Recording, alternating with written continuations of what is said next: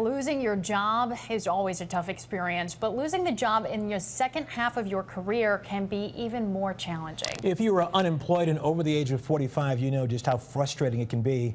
Tonight, Channel 3's Michael Merritt takes an inside look at the struggle and gives us some strategies you need to get back into the job market.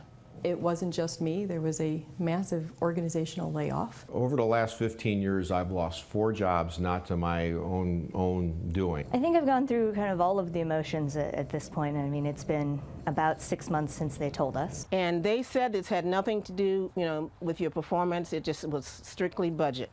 It was strictly budget. That's what they were all told as they were suddenly unemployed. Michelle Brady is heading out the door pursuing yet another job lead. It's been 2 years since her job was cut.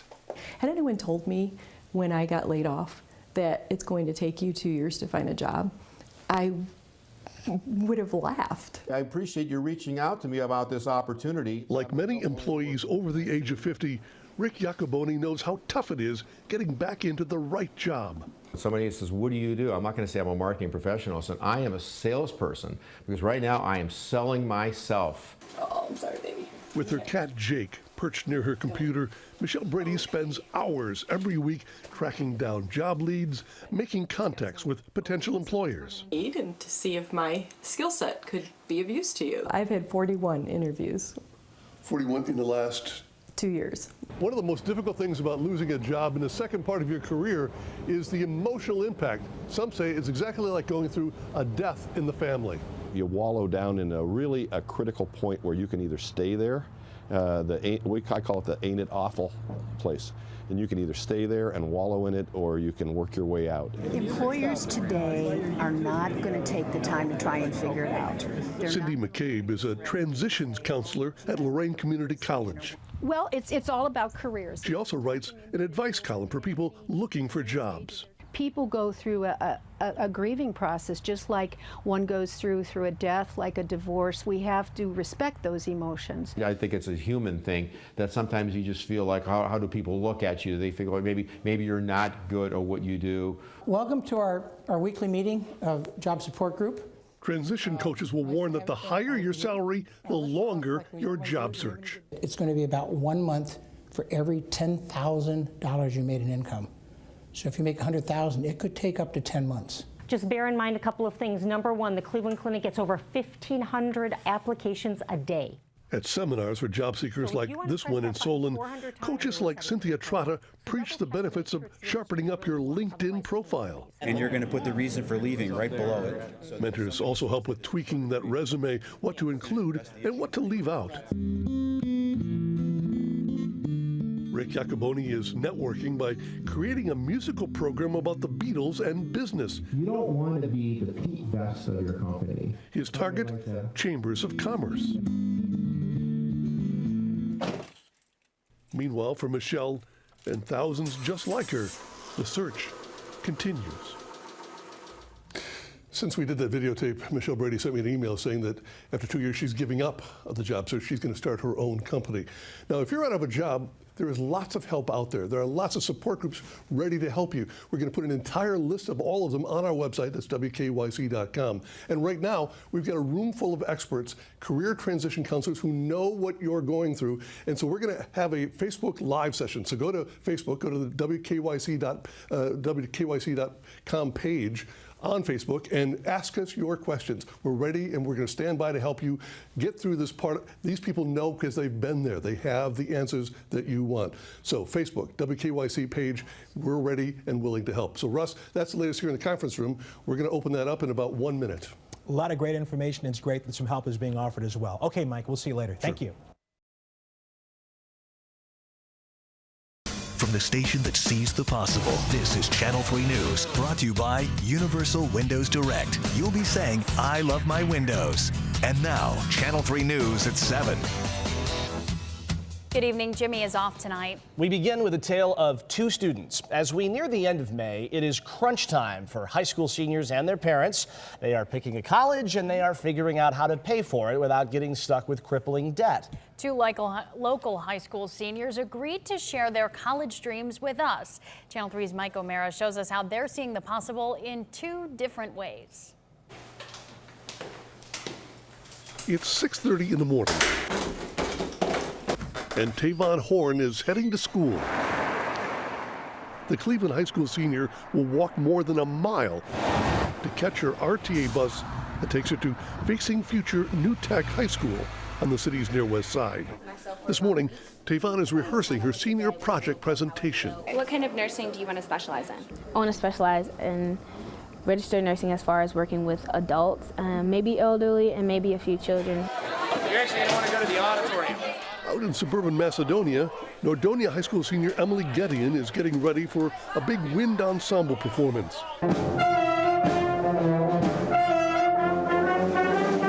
An honors student with over a 4-point grade average, Emily's resume is impressive. Band, Science Olympiad, mock trial. I've been a Girl Scout for 13 years, vice president of NHS, Spanish club. I've been a class officer for 4 years at my high school. She doesn't look for recognition. She doesn't look for someone to pat her on the back. She just does things because in her mind, that's just what you're supposed to do. Because both of Emily's parents work, dinner time is often very late. From thy bounty through Christ our Lord. Amen. Okay. I had a psych quiz on Monday. Tuesday, I had chem test and calc test part 1. Today I had Spanish quiz and calc test part 2. I know you were very disappointed that there was I no was so homework in that one. excited. Her mom is a high school media specialist. Her father, a corporate director of accounting systems. They both support Emily's decision to go to The Ohio State University. I'd love to not pay anything, and but on the other hand, if we're able to kind of contribute, then then we'll contribute. All right.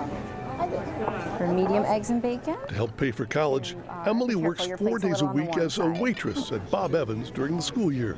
In 2 years, she saved up $12,000 in wages and tips. 2 more eggs? She's never complained once, and that's with her school schedule, that's with tests, papers, everything else that she's got going on. She's kind of the ideal employee. Yeah, absolutely.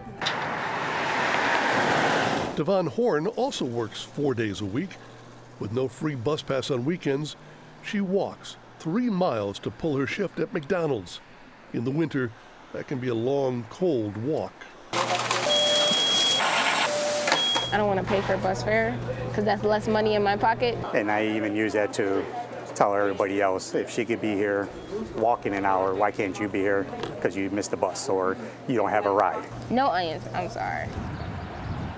Devon's mother died 2 years ago at age 55, pancreatic cancer. So she's currently living with her older sister. I was supposed to go over there last weekend. Savonia has 2 young daughters, and Tavon's paycheck helps pay the bills. I don't know. I just pray every day that they, become strong, independent, and really don't have to rely on nobody, but knowing that you do have family. You know what I'm saying? They got your back. There is no, you just about to sit here and be lazy. There is you gonna go out, you gonna get it, and you gonna do it. And you gonna do it right. Tavon has already been accepted at 5 colleges and offered a full ride to Notre Dame College in South Euclid. Yes, a student in my school might get a better chance at a grant than a student in a suburb, but you know what? So what? We're gonna give them that opportunity, and they're gonna do some great things. Well, with room and board and tuition, it would be about $20,000 to $25,000 a year, so at least $100,000. And you have how much? About $12,000. She's not going to get much. She's getting little to nothing because her parents work. They will pay 95% of her college. Tavon Horn is hoping to begin her studies at Notre Dame College next fall. I don't want to get stuck in a dead-end job because I want to be successful, and because I want to own my car and I want to own a house. U is negative 2x. Emily plans to study environmental engineering at OSU in September. My parents, they've been saving pretty much since I was born for this. So they have some, but obviously they don't just have $100,000 sitting around. so I have to keep working. Because of that willingness to work and because they have clear visions of the challenges that lie ahead, both of these young women not only see the possible, they have a plan to make it happen. And after spending time with both of the young women, I have no doubt they're going to do great things when they get to college next fall. They both work too hard to take anything for granted. They're going to do really good things. And you talk a lot about the financial aid there. Did Emily, that Nordonia student, get any financial aid from Ohio State? She did, about this much. She's going to get $3,000 from OSU. And as you heard, the cost is way higher than that. So she's going to get a little bit, but you know, she's going to be working all the way through. Awesome. So, Mike, thank you very much. Welcome. By the way, we have, if you've got any questions about college age, we have some great resources here to help you. Our panel from Cleveland's College Now program is standing by ready to answer your questions at this very second. Just go to WKYC's Facebook page and ask away. They're ready. All right, thank you. You're watching Channel 3 News at 11 with Russ Mitchell and Sarah Shookman. If you wanted to pick a college major guaranteed to make big bucks after graduation, think STEM. Science, technology, engineering, and mathematics, STEM. All the top careers are now STEM related. Meanwhile, near the bottom of the list, liberal arts and music theater. But tonight, Channel 3's Michael Mara takes a look behind the scenes at the music theater program at Baldwin-Wallace University. He's introducing us to some talented students who understand what's practical, but choose to see the possible. I want to be in the room where it happens. These college students are a long, long way from STEM. Meet Sarah Masterson, a senior at Baldwin-Wallace College, her major, musical theater. Her career choice, Broadway. People ask you, like, what do you want to be when you grow up in kindergarten? My answer was always, I want to be an actor, I want to be a singer. And it was just never anything different. How much more? Meet Warren Franklin, a freshman at Baldwin-Wallace College. He too has one goal, Broadway. Poor child, poor child. No party, No, it's fine. Warren knows the odds will be tough. And you have to have the belief that you can do it. And it's taken me a long time to realize, but anything that I believe I can achieve if I put my mind to it. Yeah. We're at 15 minutes, everybody. The music theater department at Baldwin-Wallace has become one of the best in the entire country. 6 recent grads are on Broadway right now. Hi, I'm Anthony Segaria. My name is Jill Pace. My name is Steele Burkhart. Hey, I'm Cassio Kanka. This is Kyle Post. Hello, my name is Chris McCarroll. I graduated in 2013 from Baldwin-Wallace University, and I'm currently playing Marius in Les Mis on Broadway.